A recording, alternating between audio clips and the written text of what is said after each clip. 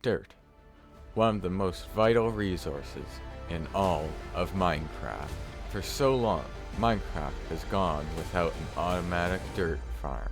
Now, introducing Minecraft's first ever dirt farm. You know that many famous people like Razorworks, Mango, and Cubic Meter have all made dirt farms? Now introducing Minecraft Bedrock's first ever dirt. Hey, there's this one video by this YouTuber that made an automatic dirt farm, with many other farms added on top.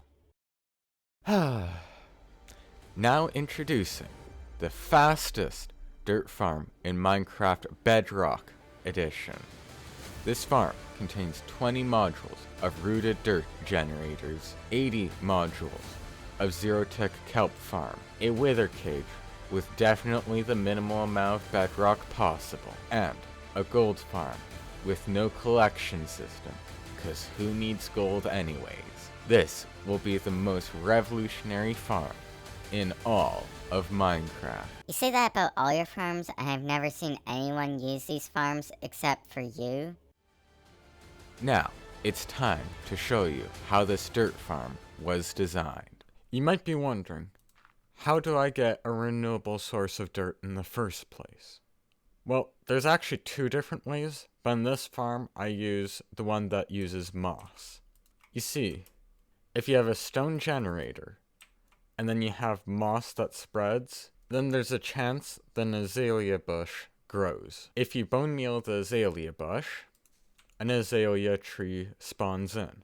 So just get rid of the azalea tree, and now we're left with a rooted dirt block.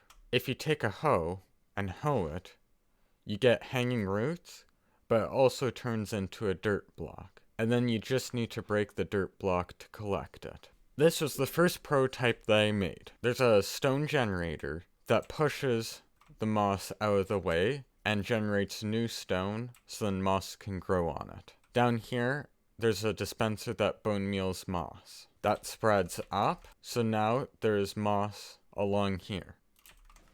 If given enough times, an azalea bush will grow here.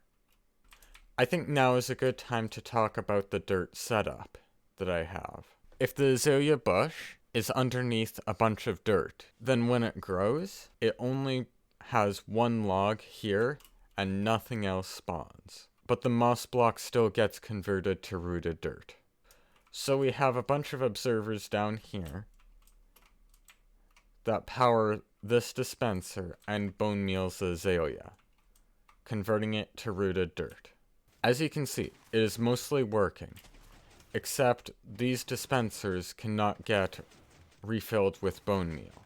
So to solve the previous hopper problem, I made the modules 2 blocks wide instead of 1 block wide. This does make it less bone meal efficient, but at least we can restock the dispensers with bone meal. This farm works the same as the previous farm, just that it's 2 blocks wide instead of 1 block wide. As you can see, it's actually not too bad in dirt production, but still not good enough. And you just have these logs attached to rooted dirt, and you can't hoe the rooted dirt when there's a block above it. And there's nothing to break it, so this still does need a lot of work done on it. To solve part of the problem of the rooted dirt and log collection, I came up with an idea to merge 3 block lines into 1 block line. As you can see, all 3 of these lines get pushed all into this one line. But then I had a better idea. Slime blocks. If I place a block here, and then activate this observer, it pushes a row of blocks forward, so then we get an extra block at the end. So I added more modules, so then we get way more dirt production, and I added a bunch of slime blocks underneath it to push the rooted dirt out of the way. And I also added lava here to get rid of the wood because, let's be honest, nobody actually needs a wood farm. We're only here for the dirt. And as we can see, a lot of dirt is getting pumped out of this end. And logs will eventually burn over here. There is a small problem when working with hoes and rooted dirt. You see, every time you hoe a block of rooted dirt, the hoe uses up a durability. So after a while, it will break if nothing is done about it. With a mending hoe and some XP, this problem can be solved. All we need to do is drop an XP farm onto this dirt farm. As you can see, this farm produces more than enough zombie pigmen to repair the hoe. Now we have the gold farm strapped on. This portal is smaller because we don't need that many zombie pigmen. And this is where we reach one of the biggest challenges of this farm. For moss to spread, it needs bone meal. And I did some calculations, and that farm over there uses up around 8 bone meal per second. That is a ton of bone meal. I have this bone meal moss farm that I made quite a while ago, and it produces around 1 bone meal per second. So we would need 8 of these things, and we'd have to divide the bone meal up. This isn't a perfect solution, but it would be good enough if something else didn't exist. This tiny machine. Yeah, I don't think I need to explain much. It just pumps out a ton of kelp. It produces a piece of kelp every 0.4 seconds, which means it produces 1 bone meal every 10 seconds. So, if we do the math, that means we need 80 of these farms attached to the giant dirt farm. And it kind of looks like this. Yeah, most of the farm is just kelp farm. There are droppers over here that collect some bone meal and send them down into the hopper below. And now there's some droppers over here that send kelp down into these hoppers. And then they get directly funneled into this dispenser system. Just there's one problem that I encountered with this farm. If you have 2 of them running at the same time, it caused a bunch of the sand to fall through like this, so it really didn't work. So I decided to just go with 1 bone meal module instead. Because with 1 bone meal module, it worked flawlessly, except we have to slow the entire farm by a lot. So now we have everything to farm the dirt, except for actually breaking the dirt. You see, I don't want the player to just take out a shovel and destroy it, because I want this to be as automated as possible. So that's where I got some help from my friend. Say hello to my friend, the Wither.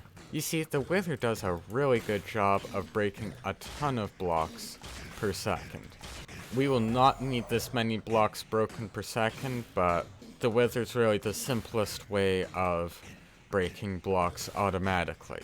Withers are just amazing. And if you're wondering how to get the bedrock in survival, there is a way with the end portal in the end and doing a bunch of funky tree stuff. I'm not going to cover this, but I'll see if I can remember to put tutorial in the description. So now we have the final design.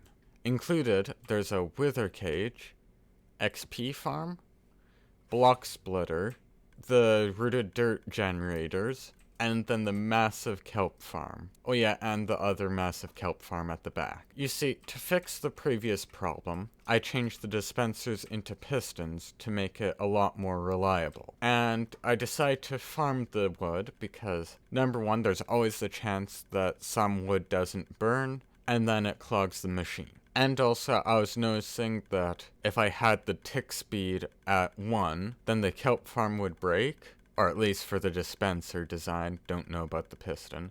But if the tick speed's at 0, then wood just doesn't burn. So I just decided that this farm is also going to produce wood. And if you're wondering, yes, this thing is extremely noisy and will lag a lot of different servers. So I would not recommend building this on any worlds where people are trying to reduce lag as much as possible. So the player just sits over here and then holds down right click or have a macro to automatically hold right click. And you can see rooted dirt is getting tossed through the system and the wither is destroying it.